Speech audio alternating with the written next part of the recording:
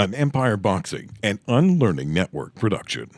Welcome back to the Empire Boxing Podcast. I am your host, Coach Jay, and we are here with a very special guest. This is Jordan Dobie, and she is making her pro debut on the November 12th card, the Takeover. Jordan is a former Muay Thai world champion, and she is, we are just really excited to have her between the ropes in our event. And you know, I was doing a little digging on you, Jordan, before the podcast today, just kind of seeing, you know, some of your old Muay Thai fights I was watching. And super talented. Like, I can't say enough about, it's true, I can't say enough about this girl. She's gonna drop jaws. So just, you know, we're really excited to have her on the show. Welcome, Jordan. Thank you. I appreciate you having me on here. And she's humble. Yeah. Of course. Yeah, absolutely. She's humble, and she feels like it's a job interview. So we're going to get her nice and loose. Well, Jordan, I've got a rum and Coke on this side right now. Okay. So, okay. Well, I got coffee. So I cheers. also found out that Jordan's drinking coffee, and it's, 7 p.m. 7 p.m. Jordan, are you in Calgary? Edmonton. Wow. And you're in Calgary, correct? No, Edmonton. Oh, I'm sorry. Yeah, that's okay. Same time as Calgary, though. Yeah, that sucks for you. Yeah. No, I like it here. I grew up in Calgary, actually. Oh, did you really? Oh, nice. Oh, she loves it. So it's part of my duty as a Calgarian to, like, take the piss out of Edmontonians, as it is your duty to take the piss out of Calgarians. I don't know. I'm not part of any rivalry. I like Calgary just as much as Edmonton, kind of, sort of. Oh, okay. Sweetheart. That's all right. Okay, cool. Okay. Awesome. Well, so interesting. So I'm going to give a little backstory into kind of how Jordan came to the Empire fold. So, you know, I'm just, I'm going to take a little credit for this one. I'm going to do it. Okay. I'm scrolling around on Instagram and, I'm always just like, I'm one of those people that's just like, you know, looking through boxing content. I'm like, shite. And then I see this girl, and she's got this incredible, like, very, like, she's tall and long and athletic and training like an animal and skilled. And I watched a few of your sparring videos, and I thought, damn, like, this girl, one, she's, you know, got some skills. So I was drawn in for sure. And then, you know, two, I was like, man, like, she spars like a pro. She doesn't spar like an amateur. You know, you don't have that quintessential amateur style that, you know, you see. And so I'm kind of thinking, like, man, I wonder if this girl's pro. So, you know, I did enough little digging that I determined that you weren't. And then, typical Jay, I just slide right into your DMs and kind of got the sense of it. So and your response was you kind of always wanted to. Yeah. So how cool is that? Could I add on to that? Because that's actually funny, because I only post my sparring in my, like, close friends story list. And, like, I added you last minute. Oh. I added you last minute because I'm like, oh, like, she's part of Empire. I'm like, I'm going to, like, just sneak her in there. So I added you. You saw, and then right away you watched the story, and then you DM'd me. I'm like, so I'm going to take half the credit for that one, too. Yeah. Oh, I love it. Yeah. She takes that half. Perfect. But yeah, you definitely slid into the DMs. There. Oh, I love it. Yeah. Oh, I slid hard. I was like, awesome. Well, and then I right away I sent your account to Dan, and you know, like, the team hadn't, you know, you hadn't popped up on their radar yet, and I think within 5 minutes, Dan was like, yup, like, you know. So, and then it was all systems go from there. Yep. So, talk to me sort of about the feeling that you have about making your pro debut. What does this feel like for you? Honestly, it hasn't really fully registered. Like, I think I'm going to be more emotional about it once the fight actually happens and ends. But, like, I'm excited though. Like, regardless of that, like, I'm excited. Not necessarily nervous, but I'm just more excited for the process getting there. Because coach is putting me through 9 weeks of hell, is what he calls it, and I'm on day 2 and I don't know, I feel great, but it's like not easy work. I don't know, I'm just excited in general, but I'll be, yeah, like I said, I'll be more Yeah. emotional and explain more of my deep internal feelings after it's over. So, because yeah, like this is No, yeah, for sure. I think, right. It's like business mode. exactly. But I mean, down to the core of it, like I've wanted to make my pro debut for years. Like this has been my main goal is to go pro. Like I never really wanted to stay much in the amateurs for a very long time. So, so yeah. Now, what stopped you in the past from turning pro? Opportunities. I mean, I only technically switched to boxing like right when COVID happened. So I've only been boxing, like strictly boxing for just over 2 years. And pretty much I wanted to go pro right when I decided to go or to switch to boxing, but COVID was on, so I couldn't really do anything from there. So that's what stopped me, really. Yeah. Got it. Yeah. Now, when you were fighting Muay Thai, did you find that you naturally wanted to lean a little bit more on your boxing skills, or like did that click in your fighting where you're like, oh, I really like striking even more, or no? Well, my Muay Thai style was very heavily boxing based. Like I always just liked punching more and then kicking less. And I actually started boxing with my coach Sterling to help my boxing for Muay Thai. And then it just kind of, the more I did his classes, the more I'm like, oh, I love boxing more. But yeah, so that was kind of a factor in making me switch. But yeah, like, no, I've always had a heavier boxing style in Muay Thai than others. So that played a factor. Yeah, I was watching one of your fights, and I definitely noticed that your hands were the tool that you wanted to rely on more instinctively. And you have some beautiful angles where you slip in, you lead with a nice uppercut, you follow with your right hand. Like I love that. I love some of that style and the angles you kind of chose to take, and I think it's going to lend itself so well to the pro style. Like it's, in that amateur style, we talk about a lot about this on the podcast. It's just like in, out, bouncy, in, out, volume. And it's just a different beast. And obviously as you progress through the amateurs and you get a little bit more high level, you'll find, some people putting on like, the Philly shell, and you'll see different styles and more like pro style bravado in the amateur, but there's a lot of that. So I saw that style in you right away. Like you want to kind of sit in there, you're rangy, but you don't mind sitting in the pocket and banging it out either, which is really cool. So we're really excited to watch you. Yeah. Watch you fight. I mean, so if you haven't followed Jordan yet, please follow her. I mean, coach is trying to break out of, because he says sometimes I stay in the pocket a little too longer, oh my gosh, longer than what I need to. But yeah, no, I love to sit in there and trade shots for sure.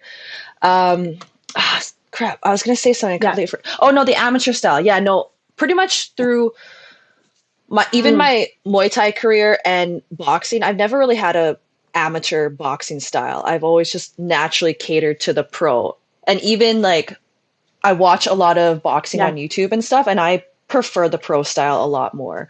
Like I've tried the amateur thing, and it's just not for me at all. So yeah, naturally I just feel like I was always just kind of made to go pro. Freaking exhausting. Well, it's and I like to like plant and land more power shots, and I feel like you can't really, there's no time for you to plant and land power when you're bouncing around in the amateur style. Like it's just kind of like pitter patter points and then get out of there.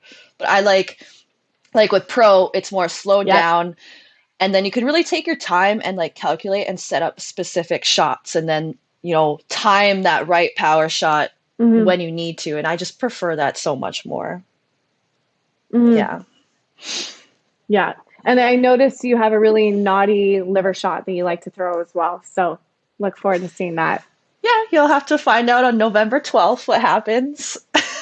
Atta girl, atta girl. Okay, so I would love to hear about your kind of origin story as a fighter, heading into Muay Thai. Was there something you did before that? Kind of give us your background. Sure. So I've always had a athletic background.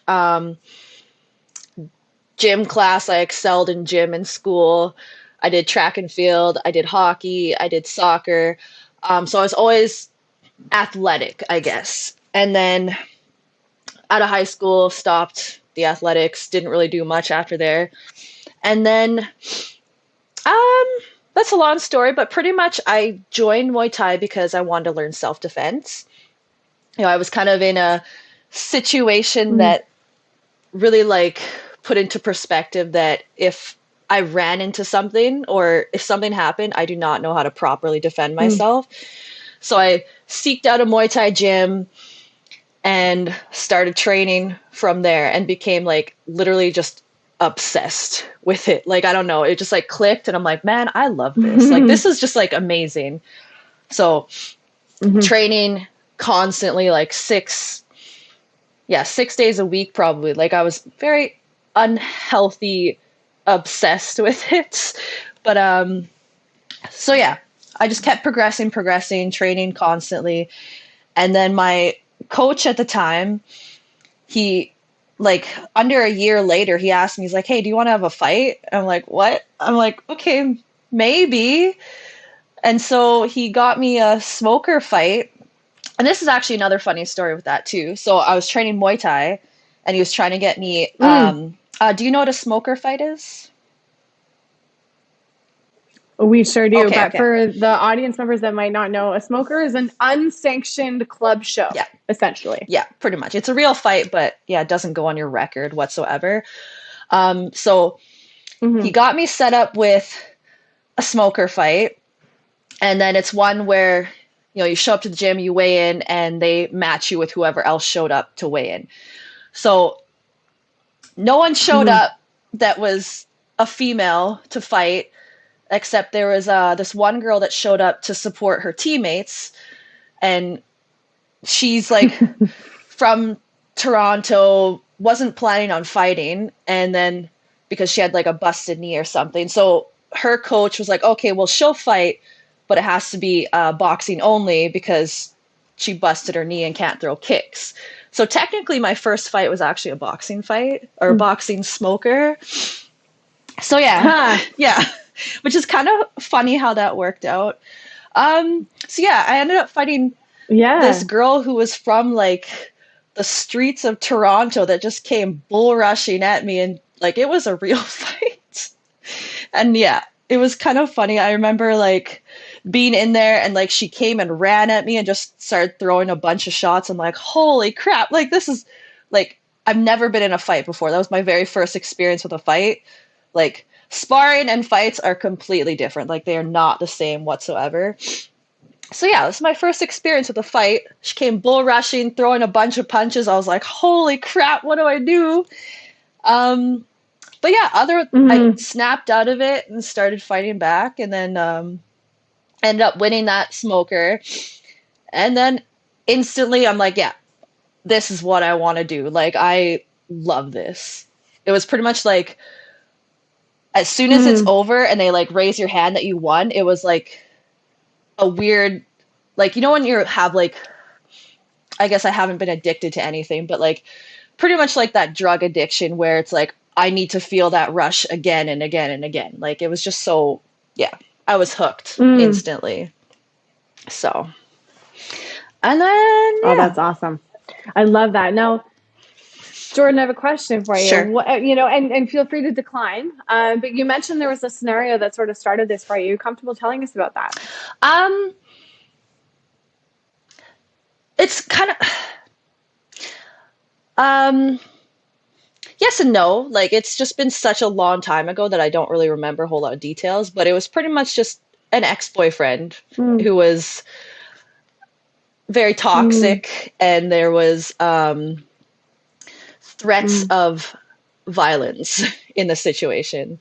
So nothing happened, but there was just the threat of that there. So that's a situation where I realized, okay, if something escalated more than what it already has, I'm pretty much screwed and don't know how to defend myself. So, but that was a very, very long time ago. And to be honest with you, yeah, and thank you for sharing that. And I think that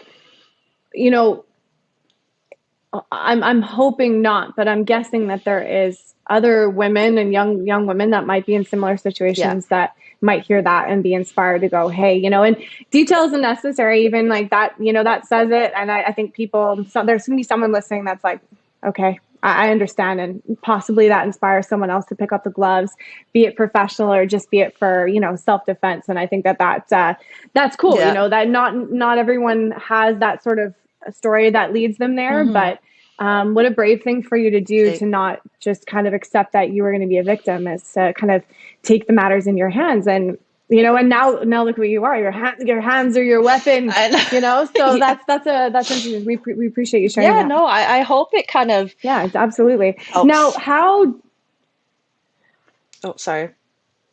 Yeah, you never know. That's, I think, the most beautiful thing about sharing experiences with people, that you've never met, is you never know how it impacts them. I think that's the coolest thing. Like if I'm to be existential for a second, obviously we have a boxing podcast. So it's like, if you don't like boxing, you're probably not listening to the podcast, but you hope that someone's inspired by something, because ultimately humans, we share so much common experience, and we don't sometimes forget that. We sometimes feel like we're islands unto ourselves, and life's happening to us, but we're all very connected. And I hope that a lot of our athletes' stories on the podcast are inspiring to people in one way or another, for sure. Yeah, no, that's absolutely right. Tell us, how did you get connected with your coach? Tell us about your team right now, your coach, and how that's evolved and developed. Who are you with? Who's in your corner these days? So my main head coach is Coach Sterling. And then my second coach or assistant coach is my boyfriend, Mike. So I got connected with Coach because I mentioned I started boxing classes to kind of help my striking for Muay Thai. It was at the old Muay Thai gym I was at. They made an announcement that they're getting a new boxing coach, and his name was Sterling Craig. So I was never involved in the boxing community, but I knew his name. Like his name, he's like a boxing legend in the Edmonton community of boxing. And he was always like just connected with this other boxing gym. So like, even if you weren't in boxing, you knew who Sterling Craig was. So they announced that he was going to start doing boxing classes, or teaching boxing classes at our gym. So like, I was like super excited, where I'm like, oh my God, like I know who he is. So right then and there, I decided, okay, I'm going to start doing classes. I'm going to start learning from Sterling and help with my Muay Thai. So yeah, he started one day, and then I went to his first class, and like, I'm trying to like explain this in words that make sense, but so like, I don't know, or because I'm like, I can't, hopefully. So like every, okay, so every student doesn't like attach to each coach the same. Like it's always like some coaches are great for some people and they don't work for other people. Whereas Sterling's a very like, he's not a yes man, and I want to use the term hard ass. He's a hard ass with it. And I cater to that kind of coaching where you feel like you have to work so hard in order to impress your coach and to get respect from your coach. And that's who Sterling is. And that's the kind of coaching that like works for me. Whereas you're like an authority figure and I have to work really hard in order to get your respect. So that's who Coach Sterling was. And so the first class I worked my ass off because I'm like, I'm trying to impress him. Number one, because he's Sterling Craig. And right away, like, he noticed me out of, I think there was a class of like 30, 35 people. And right away, he like zeroed in on me. And I'm like, oh my God, this is so great. And like, so I just kept doing his classes. And he would always, because I was always trying so hard and really trying to like get the techniques right and listen to every single thing that he's saying, he was always willing to come and help me. And so then he started bringing in like these national and provincial champion boxers for me to spar. And I was still a Muay Thai person. And so he kind of saw like a certain potential in me that I didn't really see yet. And so he's like, Jordan, he's like, if you want to, you could be really good at boxing. Like, he like told me that, but I'm like, oh, but I'm doing Muay Thai. Like, I don't know. And he's like, just come to Saturday sparring. I'll have, you know, so-and-so there. And she's a national champion or national silver medalist or whatever she was. And so I sparred with her and it was amazing. Like, I did really good sparring with her. He brought in another provincial champ. I sparred with her and it was great. And he's like, see, he's like, you haven't even focused on boxing, but you're like outboxing these boxers and you're a Muay Thai fighter. And I'm like, ah, okay. So like, I was still kind of like, oh, I don't know if I can do it. So he kind of like planted the seed about boxing. And then, yeah, so COVID happened and, you know, there's certain things I still wanted to do in Muay Thai, but I just didn't have the time because COVID shut everything down. So COVID happened and Sterling was the only one calling me and asking, oh, are you still working? Are you still getting work in? And just telling me, okay, work on this. Like, I took like 3 old tires and I bolted them together and like hung them up on this engine rack. And I was just hitting tires during COVID. So he'd always call me and be like, okay, what are you working on today? Work on this, do this. And then, or Mike would call me and be like, hey, let's go hit pads in the park. Like, so it was Sterling and Mike were, that's pretty much how we became a thing. Is during COVID, we would just train in a basement. And that grew our team from there. It's just literally training in basements.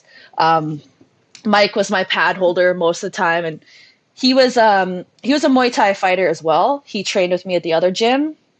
So it's just me and him, 2 Muay Thai fighters trying to do boxing in a basement during COVID. Like, that was it. And then, yeah.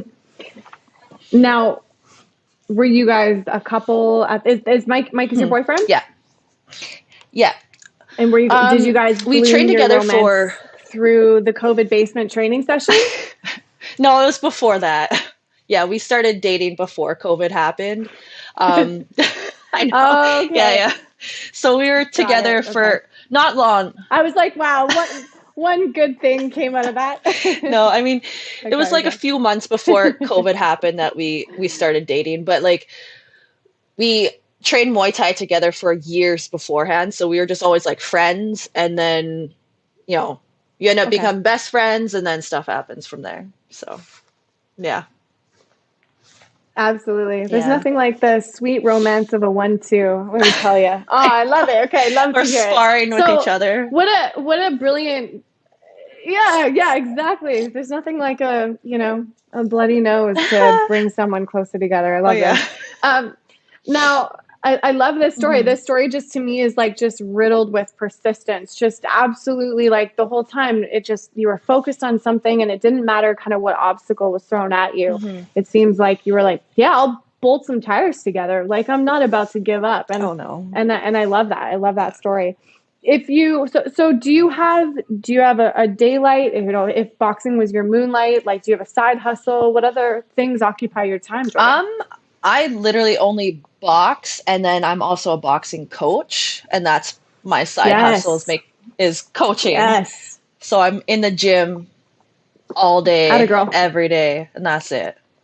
Yeah. I used to, Brilliant. I used to do trades. I worked trades for like 8 years before. And then of course COVID is what did all that stuff, but so or shut that down, I guess. Awesome. Right.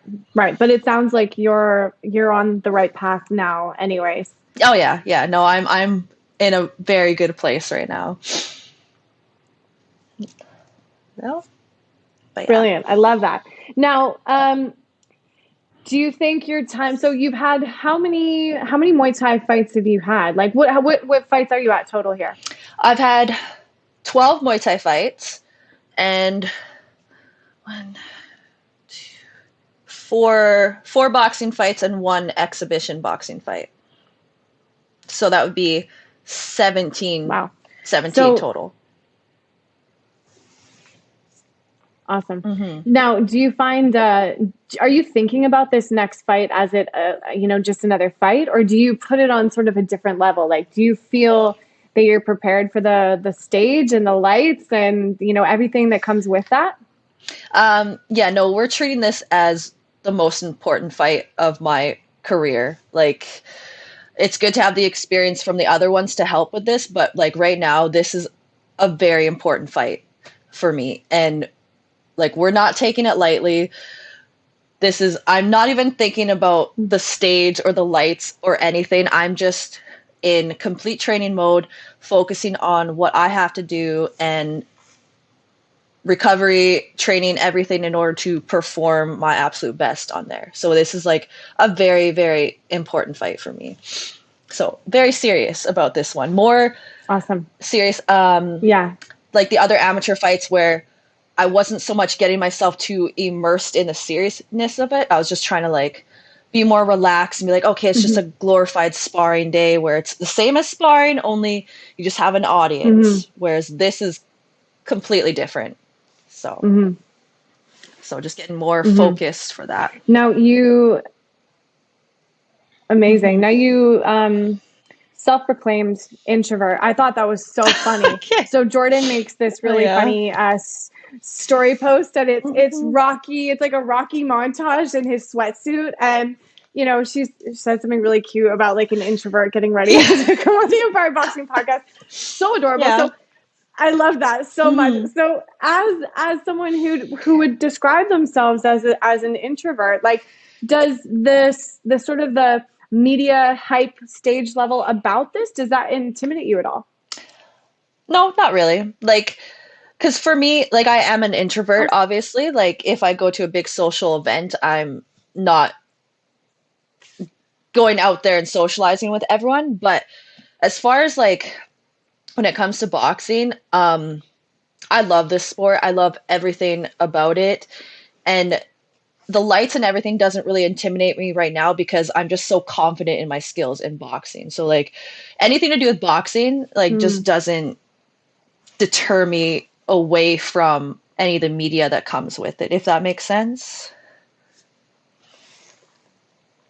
Yeah, absolutely. No, I think that's a brilliant response. It's just like when it comes to boxing, it just kicks down all of the, inhibitions that so our inner self can kind of start to create these narratives around. I think that's absolutely wicked. Jordan, I mean, like everything you're saying, it just to me says like you're on your path. Like this is what you were meant to do. It's what it feels like. And I know like so many people say the same thing, like, oh, I feel like I'm meant for this, I'm born for this, but like I legit feel like I've found like my calling in a way. Like it's just everything that's happened to me in life, it just feels like this is the right way to go, So yeah. Absolutely. I think there's a little piece in all of us that can kind of relate to that. And it's funny how life really shows you when you're not on your path, Yeah. And it's just like, how long are you going to ignore the signs before things start crumbling around you? So, that's exactly it. It's funny. I think COVID did an interesting job of kind of showing a spotlight on areas of our lives where we wanted to have illuminated. And then the areas of our lives were like, please don't turn the lights on in that room, and so as long as it comes out for the best, right? It pretty much like it forced people to like face things that they were probably like putting on the back burner for a while.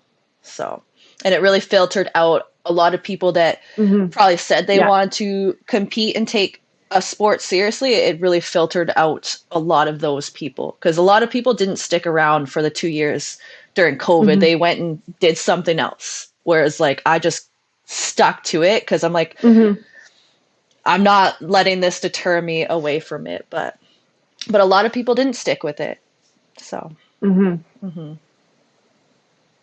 yeah. Yeah, I think you're very right. Now, I wanted to ask you about your experience as, I think I noticed when I was kind of researching you, you've been on a podcast in the past and you were talking maybe about your experience as a female athlete in a, it's such a hot topic and I hate being like, a male dominated sport or whatever. So my question, I'm going to phrase my question a little different because I don't love spinning the narrative that way. I wanted to just ask you if there was any real hurdles or battles that you faced as a female in combat sport. There's been quite a few, to be honest. I listened to the podcast with Jamie Ward that you that was just last week, and a lot of the things that she said were very similar to my experiences. So like I was listening to it and I'm like, oh, that like it just resonated with me.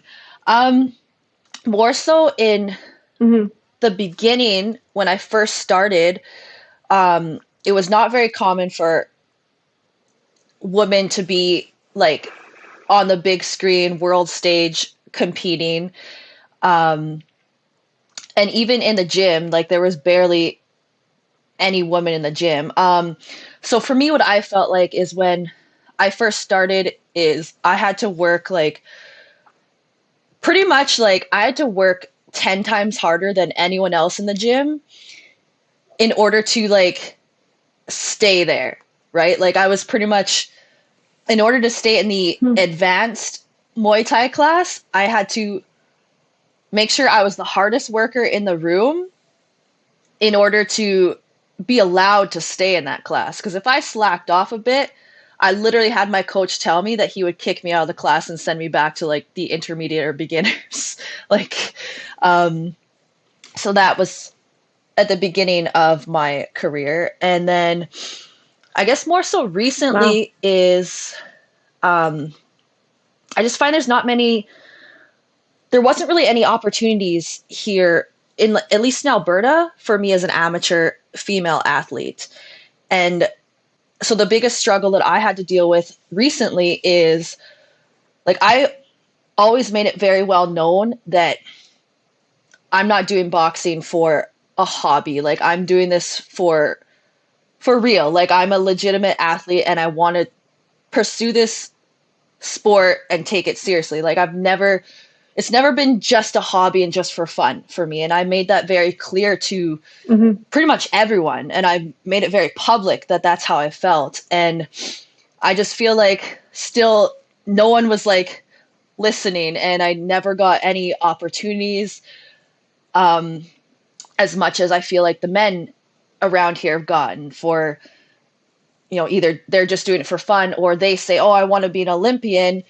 And I just feel like they were just hand-fed opportunities where I didn't really see any, and I was very disappointed at that because, like I'm legit, I'm here, but they just never had them out there. So I guess that's the biggest struggle, is just being taken seriously. Like I'm not just saying this to say it, like I'm actually like want to do this sport, and it just to get people to like just respect that is just so hard to do. Yeah. Yeah, I think I think a lot of women in the sport would probably relate to that idea of just, I think I love what you said, not taken seriously. And I can count moments in even my coaching career where it was the worst when I was young and a girl. Yeah. Because when you're young and a girl and you have, a certain level of experience behind you, and granted, not a ton. I hadn't been in the industry for 10 years or something. I wasn't salty like I am now. You're pretty green. Yeah. And then you have this, maybe like a older, more like successful, like middle-aged guy or something that you're supposed to be coaching. And they're looking at you like, what could you possibly teach me? Exactly. And it was like, you're just a young chick. And I definitely, that idea of, take me seriously. I definitely can relate to that, even as from a coaching perspective. Mm-hmm. My journey through amateur was fun. Like I just wanted to do it for fun. I never wanted to I waffled, but I ultimately didn't really want a career in boxing. But I remember that in coaching very much. It was like you had to be so good and so precise and not make mistakes to be taken at the same level as your male, colleagues. Exactly. But having said that, the men that were around you on your team and your coaches, maybe not that particular coach, did you find that once people got a sense of who you were and saw you work, all of a sudden the tune changed? Did you find that?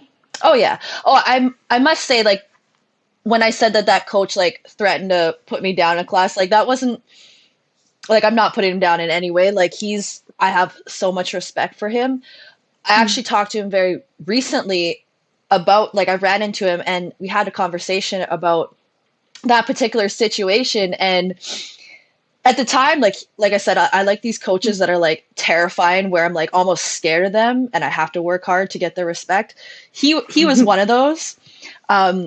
But so anyways, I talked to him very recently and about that particular instance where, he was very hard on me, and he always relayed that I had to work hard to maintain there. And so when I ran into him, he was like, but I did that to help you because, he's been in the sport for a very long time. So he knows that he hasn't seen very many women around. So he knows how hard and how harsh it can be to be a woman. And he kind of set me up for success by telling me that, like, so it wasn't really, I don't take that as a negative, the way he was threatening in a way, or not threatening, but like, it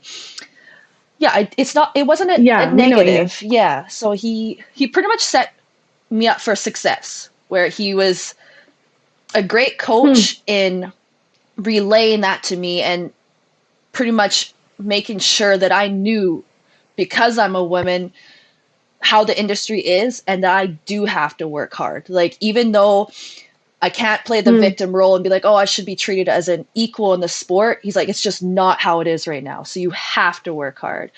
And so that just helped my career elevate from there, I think. But I forget what the first part of that question was. Oh yeah, once some of your male training partners and colleagues and other coaches started to see you, the tune probably changed real quick, and they're like, "Oh, no, we're on this ride with you." Oh yeah, no, the ones that I trained with on a regular basis, they knew that, after 3-4 years, I was still training there. They're like, "Oh, I don't think she's going anywhere." So, but like, it still took a lot longer. Like, it was a few years before like it registered, and they're like, oh, okay, she's part of the team, and she's not gonna go anywhere anytime soon. So, but for like recent, it's pretty much the guys that like first meet me or first like come to sparring, and they're like, oh, do you want to go spar with Jordan? And it's just like, oh, she's a girl. Like, and then they finally get my respect after the sparring round. They're like, oh, okay, like, you're really good. Like, I'm like, well, no shit, like, I'm here. But like, so that's always, I have to go through that on literally a daily basis. Like, if no one's met me before, like, I just have to re-go through it all. Like, oh, okay, I just have to like hit them really hard in sparring and show them that I'm good to get their respect. Like, whereas I personally feel like if you're a guy, you don't have to show your skills. It's like automatic. Oh, you're a guy, you do boxing. Yeah, fist bump. So that's just how I feel. But yeah. Interesting. Yeah, that's definitely a very valid perspective. No, Jordan, what does your family think about you in combat sports? Did they always see this for you? Are they behind you with it? How does that work? To be honest, my family and I don't really openly communicate about me competing. Like, they're aware of it and they know that I do it, but like, we don't really have conversations about it. I talk to my mom sometimes about it, like, hey mom, I got a fight coming up. She's like, oh, okay, cool. She won't come watch it live. She'll wait for me to message her after, and then she'll be like, oh, can you send me the video? But like, she won't come watch it live. And then my dad doesn't really ask any questions. They don't know how training is. Like, we just don't discuss it at all. So I think they're still in the thinking that it's just a phase and eventually I'll just do something else. So, yeah. Okay. Now, if I get too personal, like, please tell me to beat it. But was dad also a pretty hard ass, work hard to get his, respect type figure in your life? Oh yeah. Yeah, no, he's definitely, that's why I like those kind of coaches, because that's what I grew up on. I was going to say, yeah, I was going to say, it's funny. I was listening to you say that. I'm like, man, I can relate. Oh, yeah. Like my dad had, when it came to sports, like real standards and nothing was ever good enough kind of thing. And that I would find myself gravitating to coaches like that until I was maybe in my like late 20s. And then it was like, I kind of, as long as I had I preferred more like playful, but also like, high level, high effort relationships with coaches, but I enjoyed like camaraderie and playfulness. But when I was younger, it was definitely something. So I thought, I wonder if dad's that type of guy. Oh, it's exactly it. I remember, because I told you I used to play hockey, and my dad was a great hockey player. Like, he was phenomenal. And then, so I just played in like a minor hockey league, but I remember my dad would come watch our games, and like, I was good at hockey. I wasn't like great. Like, I wasn't going to play for the NHL obviously or anything, but he would come to the hockey games. My mom would sit on the bleachers with all the other parents, and my dad would stand in the top corner like this, watching everything. And I'd like, get goals, get assists, and I'd be like, oh yes, I had a great game.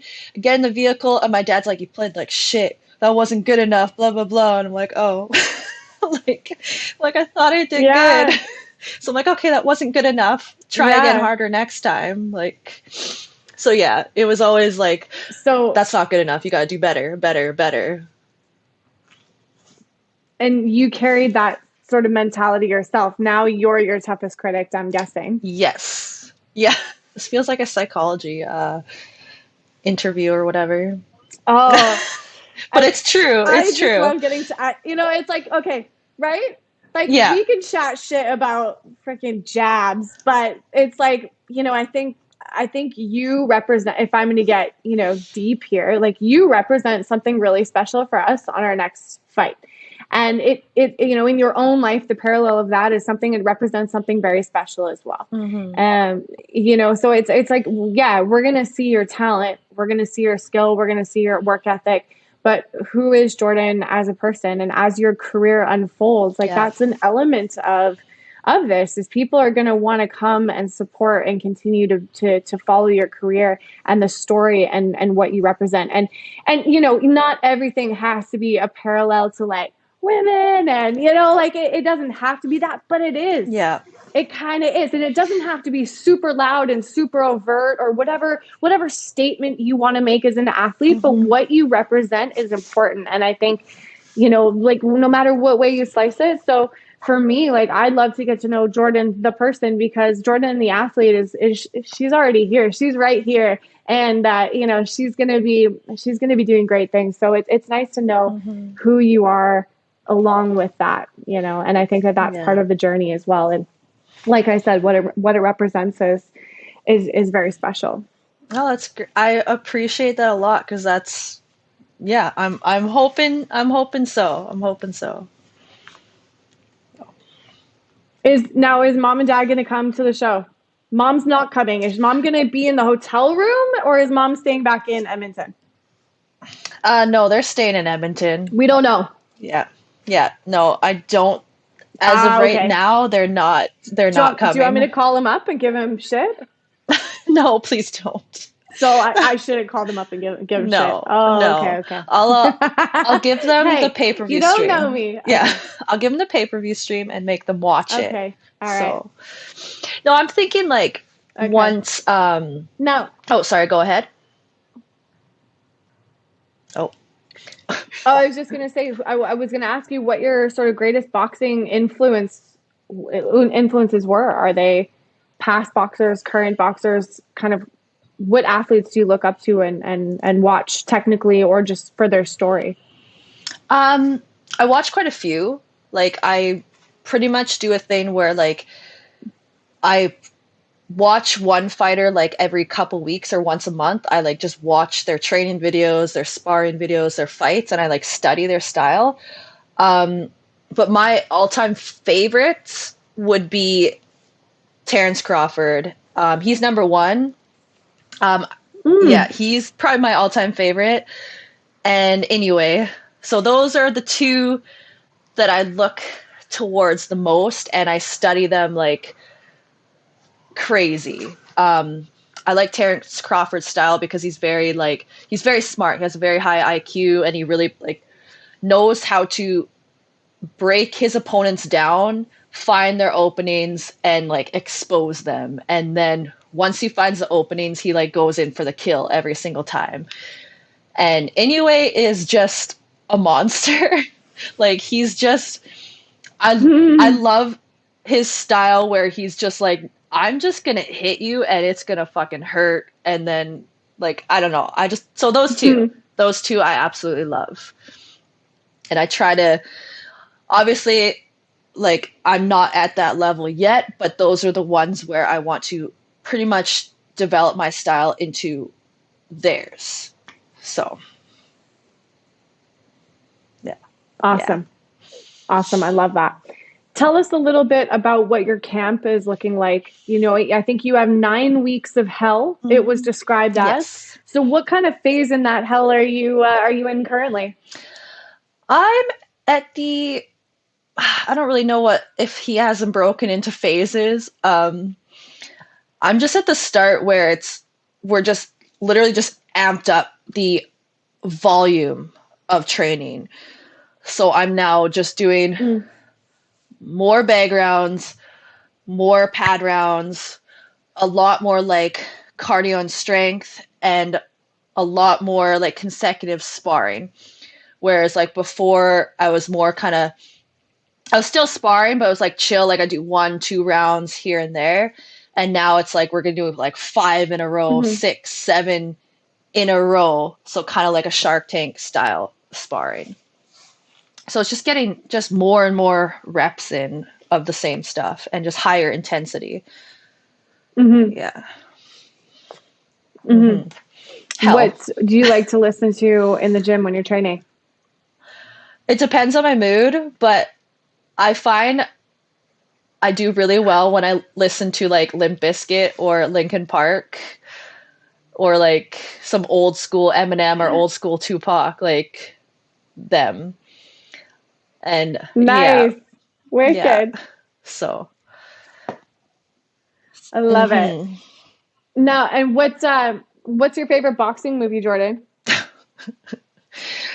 I don't really have one, to be honest. Okay, well, $1 Million Baby, I'll just say that. But I've only seen that once in my life. Right. Yeah, because I literally watched Rocky for the first time like 2 years ago. So, like, I don't know. I don't really watch boxing movies.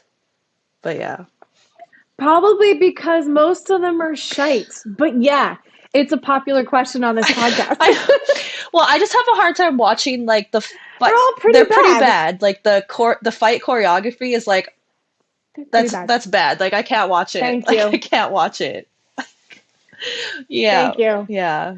Yeah, it's like I'm watching this. I'm like, I can't get this time back. You know, it's gone. No. It's gone forever. No. So okay, that's pretty funny. So I'm with you, Jordan. I'm with you on that. So maybe one day we'll all produce an actual really good boxing movie and we'll cast real boxers. And where the technique and the shots actually look more realistic. I appreciate the storyline. But yeah, it just needs to do the fight scenes a lot better than what they have. Yes. Yes, I would completely agree with you on that one. I would completely agree. Jordan, what does sort of like what does success look like for you? If you could paint the picture of your career where you could sit back in a recliner somewhere and be like, I made it. What does that look like for you? Knowing that I did the absolute best that I could, that I was physically capable of. Like, I want to end my career knowing that there's like zero regrets and pretty much that I proved to myself that I could be great at something. Like, that's it. Yeah, just trying my absolute hardest and then just, yeah, making it as far as I can go. So that would be success. I know. Nice. I love that. Yeah. Like I know some people will say, world titles and being undisputed. And like, obviously that's a goal of mine, but it's just knowing that I did the absolute best. Sometimes that might not be my absolute best, but that's what I'm aiming towards. That kind of comes with the territory in doing my absolute best. So, yeah. That's awesome. Have you thought about if your career ever kind of took you to a place where you maybe had to move to the States or relocate to pursue boxing? Is that something you've thought about? Would you be open to doing that? I've thought about it, yeah. And if it came to that point where I absolutely had to move to a place with better opportunities or better training, then I would have to do it. So I've thought about it. As of right now, we're hoping to be able to remain where we are and get to that and be at a good position to maintain where I am. But I'm open to moving if that is my absolute have to do that, then I will. Right. Right. Well, it's our goal as well as, Empire Boxing Promotions to ensure that there's opportunities for athletes within the country of Canada. Yeah. Because right now, it's a small pool of people and, opportunities at this point it's not the same as it is in America or Mexico even. And so, we're hoping to be able to really set a stage for consistent opportunities for athletes building their careers in boxing and therefore change the face of what Canadian boxing can look like and where it can go. And, it might never be at the level of America, but, like it kind of to what you were saying is like, we did our absolute best and gave, young athletes like yourself and others and some of these amateurs looking at the pro scene going, should I turn pro or should I go to the Olympics? Like giving them a no-brainer decision as to what has a more prolific opportunity for them in boxing. Yeah. Well, did you ever have the Olympic dream, Jordan? No, I never ever wanted to go to the Olympics. It was never something I dreamed of. And I know some people probably think I'm crazy for thinking that, but I have no interest in the Olympics. But I mean, boxing just got canceled out of the Olympics anyways, so they're like no longer doing it in the Olympics. So like I don't know how that's going to change the boxing game now because I know so many kids and people whose dreams were to do the Olympics. Like that's their whole sole purpose of doing boxing is they wanted to be in the Olympics. And now that opportunity has been taken away, I'm not sure how boxing is going to look in the next couple of years. Is the amateur scene even going to be that big in Canada? Or is everyone just going to go straight to the pros? Like, I don't know how that's going to look. So, but yeah. That was a question that we asked ourselves too. Like, how is that going to impact? Because it is actually more common in Canada to have that Olympic dream than a pro dream. Yeah. So, a lot of people are very disappointed. And I have to say that, it was over kind of corruption in the commission and that kind of stuff. I'm like, sorry, name an Olympic sport that doesn't have corruption in the commission. No one's canceling gymnastics. I find that's worse. There's so much worse stuff going on in gymnastics than, right? Like, yeah, no, that's, I don't know.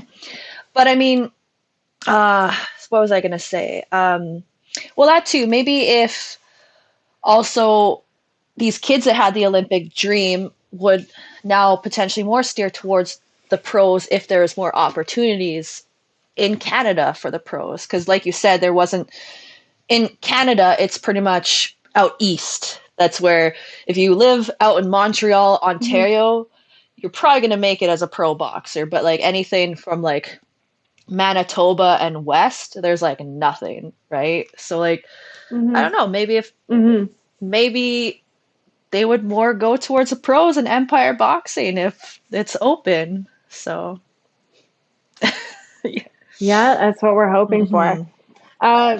So Jordan, just kind of a closing, question for you. If you had, 3 pieces of advice from your experience that you could give young athletes, doesn't even have to be young female athletes, just a young athlete in general that's coming up, dealing with what they're dealing with, your story and my story as well, for many ways was, COVID was a huge hurdle. They're going to face their own hurdles along the way. So any advice for these athletes as they come up against things that challenge their dreams?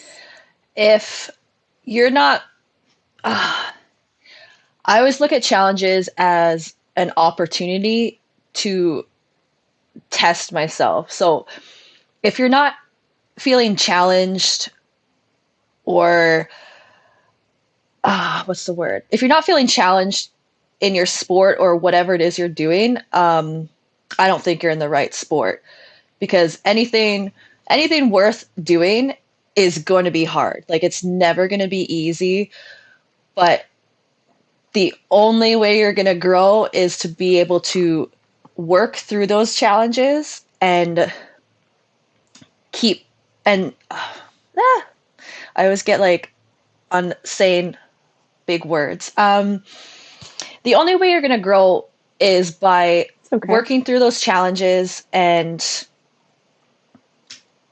just progressing forward through it. That's how you get stronger. That's how you learn more about yourself, is getting through that hurdle and getting to the other side. And you're going to keep facing these challenges. Like, no matter if, you overcome one, and just don't get frustrated when you face another one, right? Like, just keep in mind that if it's hard, if it challenges you, you're on the right path. Like, that's it,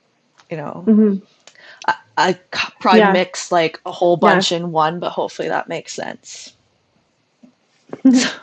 No, it's perfect. I think if I could summarize, it's like, life is never, we get caught up on the one big problem in front of us. Yeah. We forget that we've actually already faced a ton of them. Yeah. And there's going to be a ton to come. So brick walls are going to keep coming at you. So you either, keep having a tantrum every time you see one, or changing your plans completely and abandoning things you love, or you get really good at unpinning a grenade and blowing through those walls. Like, so that's kind of what I'm hearing is you just have to keep plowing through those walls and build resiliency. Yeah. And not giving up on that. Like, you said, if you keep hitting a brick wall and then you decide to go a different way, you're just going to keep hitting brick walls. You're never going to learn how to go over that. And as soon as you learn how to go over that, every other challenge gets easier and easier. But you have to learn how to like crash through the brick wall first. But if you just hit the brick wall and give up, like, you're just not going to progress whatsoever in anything in life, not just that sport, but like anything. So your life situations, your relationship, your career, anything in life, is you're just naturally just going to give up on everything. So. Yeah. Yeah, absolutely. Wise words for sure. Jordan, it was an absolute pleasure. Thanks for taking time out of your recovery time to chat with us. And we're just so grateful for the opportunity to get to know you, and then also to have you on the show this November, and to just make that pro debut such a splash. We're very grateful to be in your corner, and we're very excited for what you can do in boxing. No, I appreciate the opportunity. Really, it means a lot more than I can put into words. So no, it's all good. Well, we'll have to have you on the show again after your pro debut. Yeah. We'll maybe like break it down, have a chat about how it went, and you can explain that, or you can kind of talk to us about the feeling of how that was for you. Yeah, absolutely. I'd love to. Thanks so much for tuning into the Empire Boxing Podcast. This is our episode with Jordan Dobie. Stay tuned for more action from this one, November 12th on the Takeover. Join us next time back at the Empire Boxing Podcast. I'm your host, Coach Jay. Make sure to listen, follow, and subscribe to Empire Boxing on Apple, Spotify, and YouTube.